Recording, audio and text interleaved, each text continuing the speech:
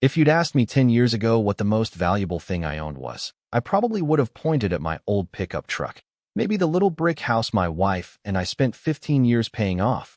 Definitely not a rusted section of underground sewer pipe buried beneath a patch of cracked gravel behind my garage. Funny how life works, because that forgotten piece of infrastructure ended up teaching an entire luxury condominium board a lesson they'll probably never forget. My name is Mason Turner. I'm 49 years old, and I've been a licensed plumber around Tacoma, Washington, for more than 25 years. I've spent my entire career crawling under houses, repairing burst pipes during freezing winters, and fixing problems most people never even think about until something starts leaking through their ceiling. I'm not flashy, never wanted to be. My hands stay rough no matter how much soap I use. My boots always smell like mud, and I still drive the same faded white service truck people joke belongs in a museum. Honestly, I'm fine with that. Pipes don't care what watch you're wearing. Water doesn't care how expensive your suit is. Gravity treats everybody exactly the same. My property sits on the edge of an older industrial neighborhood where machine shops slowly gave way to apartment buildings and coffee places selling $12 drinks I can't pronounce. When my wife Claire and I bought our place almost 20 years ago, nobody wanted this block. It was noisy, ugly, and smelled like wet concrete whenever it rained. We liked it anyway because it was ours. We planted maple trees, built a small workshop behind the house, and watched the neighborhood slowly become valuable enough that people started pretending they'd always loved it. Then came Harbor Crest Residences, 11 stories of polished glass, rooftop gardens, electric gates, and enough luxury finishes to make every real estate magazine in the state lose its mind. Every condo sold for well over $1 million, and every brochure promised elevated urban living. I remember standing outside one afternoon while construction wrapped up, watching residents move in with expensive furniture and tiny designer dogs that probably ate better than I did. Nobody ever looked across the fence toward my place. I was just part of the background, the old plumber with the weathered garage. That suited me just fine. At least, that's what I thought. Everything changed on a gray Tuesday morning. I had just finished loading copper fittings into my truck when I noticed 3 city employees wearing bright orange safety vests walking along my fence line. One carried a clipboard, another sprayed little blue markings across the gravel near my workshop, and the third kept checking measurements on some electronic surveying equipment. I figured maybe the city planned to replace an old water main, so I walked over carrying my coffee and asked if they needed access through my yard. The youngest inspector looked at me, then looked back at his paperwork with a confused expression. "You own this parcel?" he asked. I laughed. "Been paying taxes on it for almost 2 decades. He handed me a folded document. "Then you should probably know this utility inspection involves the private sewer corridor running beneath your property." I stared at him. "The what?" He pointed toward the luxury building next door without realizing he'd just changed my entire week. According to the paperwork, Harbor Crest's primary wastewater connection crossed beneath my land before joining the city's main interceptor several blocks away. I actually chuckled because I assumed there had to be some mistake. I'd worked on enough municipal systems to know easements existed everywhere, but nobody had ever mentioned one crossing my backyard. The inspector shrugged. "We're just verifying capacity records." Capacity. That single word stuck in my head all afternoon. Something about it didn't feel right. After work, I dug through dusty filing cabinets in my workshop until I found the property records I'd inherited when we bought the place. There it was, an easement agreement recorded decades earlier. Except it wasn't written for an 11-story luxury complex. It described 4 modest single-family homes built sometime in the early 1960s. For homes. I read it again, then a third time. The legal language wasn't complicated. Whoever owned my property agreed to allow a sewer line serving 4 residences to cross one corner of the lot. Nothing about high-rise development. Nothing about hundreds of bathrooms. Nothing about dozens of washing machines running every evening. I sat there for nearly an hour doing rough math on the back of an old invoice. For houses might produce one thing, but an entire condominium building? That wasn't even the same universe. The next morning, I called an old friend named Ethan who specialized in civil engineering. We'd known each other for years, mostly because plumbers and engineers spend half their careers arguing over plans before eventually fixing the same problems together. When I explained what I'd found, he got unusually quiet. "Don't touch anything yet," he finally said. Let's figure out exactly what's under there before anybody starts making phone calls. 2 days later, we fed inspection cameras through maintenance access points, reviewed archived utility drawings, and overlaid modern surveys against the original easement. Every new document made my stomach tighten a little more. By Friday afternoon, Ethan leaned against his truck, folded his arms, and let out a slow whistle. "Mason," he said, looking straight at me, "if these drawings are accurate, every toilet, every shower, every kitchen sink in that entire building depends on a line that legally should never have been carrying that kind of load in the first place."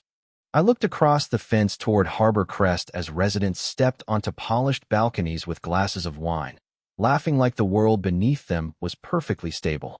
None of them had the slightest idea that everything flowing out of their beautiful building passed through one forgotten stretch of pipe buried under the gravel where I parked my old truck. And for the first time, I realized the most powerful thing I owned wasn't sitting inside my house at all. It was hidden 8 feet underground, quietly carrying secrets nobody had bothered to tell me for years. I barely slept that weekend. It wasn't because I was dreaming about money. Honestly, I wasn't thinking about money at all. What kept replaying in my head was a single question. How does something this big happen without somebody making a conscious decision to keep the property owner in the dark? Mistakes happen in construction. I've made plenty myself over the years. You measure twice and still cut the wrong piece of pipe. You order the wrong valve. Somebody reads an old blueprint instead of the revised one. But this wasn't a mistake anymore. Somebody had designed an entire high-rise around a utility connection that no longer matched the legal agreement. And somewhere along the way, everyone simply acted as though I'd never notice. Ethan came back Monday morning with a stack of engineering reports thick enough to stop a bullet. He spread everything across the workbench inside my garage, tapping different diagrams with the eraser of a carpenter's pencil. "The pipe itself is holding up better than I expected," he admitted. "Whoever installed it decades ago knew what they were doing. But legally, this is a completely different story." He showed me flow calculations, capacity estimates, maintenance records we'd managed to obtain through public requests, and one line that caught my attention immediately. Estimated peak discharge exceeded the original design assumptions several times over. I leaned against the bench and rubbed the back of my neck. "So what would you do?" He smiled. "I'm an engineer. I'd tell the owner before something catastrophic happened. You're the property owner." That afternoon, I called an attorney I'd met years earlier after helping repair flood damage in his basement. Daniel Brooks wasn't flashy either, which was probably why I trusted him. He listened without interrupting while flipping through the easement paperwork. Finally, he closed the folder. "Don't threaten anyone," he said calmly. "Don't touch the system. Don't even hint at shutting anything down. Give them an opportunity to solve the problem. If they ignore you after they know the facts, that's when the conversation changes." That advice probably saved me months of trouble. People love saying the law favors whoever has the most money. In my experience, it usually favors whoever keeps their emotions under control the longest. So I wrote a polite letter requesting a meeting with Harbor Crest's property management company. No accusations. No dramatic language. Just facts, copies of the original easement, and a request to discuss future maintenance responsibilities. 3 days passed without a response. Then another. Eventually, a receptionist called and informed me that a representative from the condominium association would stop by the following Tuesday. The tone in her voice suggested they were doing me a favor. Tuesday arrived right on schedule. A black luxury SUV rolled into the alley behind my property, and out stepped a man who looked like he'd never owned a pair of work boots in his life. Perfect haircut, tailored navy suit, polished shoes that probably cost more than my monthly truck payment. He introduced himself as Victor Langley, president of the Homeowners Association. His handshake lasted about half a second. His eyes spent more time looking around my garage than looking at me. "Mr. Turner," he said with an easy smile, "I'm sure this is all just an administrative misunderstanding." I invited him inside anyway. We sat at the old wooden workbench where I'd repaired everything from lawnmowers to kitchen faucets over the years. He glanced at the coffee mug in front of him, but never took a sip. "Our legal team reviewed your letter," he began. "We appreciate your concern. However, Harbor Crest has operated without incident since the building opened." I nodded. "That's true. So perhaps we can avoid unnecessary complications." He slid a thin envelope across the table. "The association is willing to offer a goodwill payment for any inconvenience." I opened it. Inside sat a cashier's check for $20,000. I looked at it for maybe 3 seconds before setting it back down exactly where he'd placed it. "Victor," I said quietly, "do you know what plumbers learn before almost anything else?" He frowned. "Can't say I do. Pressure always finds the weakest point." He gave a polite laugh that sounded more nervous than amused. I reached beneath the workbench and placed 3 folders in front of him. The first contained the original easement agreement. The second contained Ethan's engineering analysis. The third wasn't an invoice. Daniel had advised against that. Instead, it outlined projected maintenance exposure, legal uncertainties, inspection costs, and the estimated financial consequences if the existing arrangement remained unresolved. Victor stopped smiling halfway through the second page. "These numbers seem speculative." "Some are," I admitted. "That's why we're sitting here instead of in court." He leaned back in his chair and folded his arms. "Mr. Turner, Harbor Crest houses nearly 100 families. Surely you're not suggesting you'd interfere with essential infrastructure?" "No," I replied. "I'm suggesting we fix a problem before it turns into one." For several long seconds, neither of us spoke. Outside, I could hear someone cutting steel at a nearby fabrication shop, the sound echoing through the open garage like distant thunder. Finally, Victor stood up, gathered the folders, and slipped them into his leather briefcase. "Our attorneys will review everything." I expected they would. He paused at the door. "I'd strongly recommend patience." I smiled. "I've been patient for almost 20 years. Another week won't hurt." The following Friday, Daniel called. "They're lawyering up," he said. "Which means they're taking you seriously." Sure enough, letters began arriving from firms with impressive letterheads and expensive vocabulary. They questioned interpretations, requested additional documentation, hinted that my concerns were exaggerated, and politely suggested the association possessed legal rights I supposedly didn't understand. Daniel laughed after reading the third letter. "Classic strategy," he said. "If they can't immediately win on facts, they'll try exhausting you." Unfortunately for them, they had underestimated one thing. Plumbers are stubborn. We spend entire careers solving problems hidden inside walls that nobody else wants to deal with. Waiting doesn't scare us. Digging doesn't scare us. Messes definitely don't scare us. While the attorneys exchanged paperwork, Ethan and I kept documenting everything. We photographed access points, recorded maintenance conditions, confirmed elevations, and assembled a timeline showing how the original 4-home easement had quietly evolved into something entirely different over the decades. The more information we gathered, the clearer one reality became. Harbor Crest had options, just not cheap ones. They could negotiate an updated agreement with me, relocate the connection entirely, or gamble on years of litigation while praying nothing failed underground in the meantime. None of those choices looked attractive. A month after Victor's visit, Daniel invited me into his office. He closed the conference room door before speaking. "They've requested mediation." I raised an eyebrow. "That's new. It means someone finally calculated what uncertainty costs." The mediation took place in a downtown office building with floor-to-ceiling windows overlooking the harbor. I arrived wearing clean jeans, work boots, and the only button-down shirt Claire insisted still looked respectable. Across the table sat Victor, 2 attorneys, an engineering consultant, and a financial advisor. They looked prepared for a corporate acquisition. I looked like a plumber because, well, I was one. For nearly 3 hours, everyone talked in careful legal language while I mostly listened. Then one attorney finally turned toward me. "Mr. Turner," she said, "what outcome are you actually seeking?" I answered without looking at my notes. "Respect for the agreement that should have been respected from the beginning." The room went quiet. I wasn't trying to sound dramatic. It was simply the truth. This had stopped being about a buried pipe weeks earlier. It had become about something much simpler. People assumed that because my property looked ordinary, my rights were ordinary too. Something flexible, something negotiable, something that could quietly be overlooked as long as nobody complained. They were finally beginning to understand they'd misjudged the wrong neighbor. Walking out of that mediation, I realized something had changed. It wasn't just their attitude. It was the way they looked at me. A month earlier, I was the guy with the old service truck parked behind the luxury building. Now every person sitting on the other side of that conference table understood I wasn't asking for a favor. I was asking them to recognize an agreement that had existed long before Harbor Crest ever cast its first shadow across my backyard. About a week later, Daniel called again. This time he didn't bother with small talk. They want to settle. I leaned back in my chair and let out a slow breath. Completely. Not without conditions, he replied. But they're finally negotiating instead of pretending nothing happened. The next round of discussions moved surprisingly fast. Their own consultants had reached the same conclusion Ethan reached weeks earlier. Building an entirely new connection to the municipal interceptor would take months of permitting, tear up several city blocks, and cost far more than anyone on the condominium board had originally believed.